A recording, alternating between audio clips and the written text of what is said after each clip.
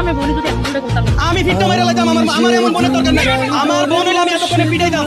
আপনার বাচ্চাটাকে যদি কেউ মারে আপনি সহ্য করতে পারবেন? এই বাচ্চাটাকে যদি কেউ মারে আপনি সহ্য করবেন নি? আপনি মরে গেলেন, ওই এই বাচ্চাটা যদি আরেকজন সৎমার কাছে থাকে তখন এই বাচ্চাটাকে যদি মারে আপনি কবর থেকে কি আপনি সহ্য করতে পারবেন? আপনি তো পারবেন। মনে করবেন যে আল্লাহ আমাকে এমন শক্তি দাও যে আমি আমার বাচ্চাটাকে উদ্ধার করি। করবো না কেন? আপনি ওকে মারেন কেন? আমি এখন মাটা তো মারা গেছে না? আপনার স্বামী তো বিদেশে থাকে, তাই না? হ্যাঁ ঠিক আছে। তো বিদেশে থাকে, ওকে তো আপনার কাছে দায়িত্ব দিয়ে গেছে না যে আমার মেয়েটাকে দেখবা। এগুলো কে মারছে? এগুলো এমন মারছে? মা হিসাবে শাসন করবেন, ঠিক আছে, কিন্তু এই মাটা তো, এই বাচ্চা শুনেন, এই বাচ্চাটার তো মা নাই, বাবাও নাই, বাবা বিদেশ থাকে, আপনার উপর দায়িত্ব দিয়ে গেছে। আপনি এভাবে ওরে এমন অত্যাচার করেন যে ওর মার কবরের সামনে যে চিৎকার করে করে বলতে হয় যে মা তুমি আমারে নিয়ে যাও, আমার মা আমারে মারে।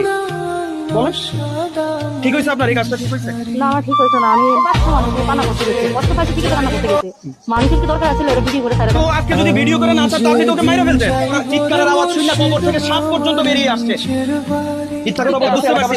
আপনি ওই মায়ের কবরের সামনে দিয়ে মার কাছে ক্ষমা চাইবেন। মায়ের কবরটা মনে হয় এখন মাটা দুমড়ে মুচড়ে চাইতেছে মা এই বাচ্চার কাছে চলে আসুক কবর থেকে। তেমন করবো না। আমি আর একটা মেয়ে সাথে করবো না, আমার ক্ষমা করে দিন।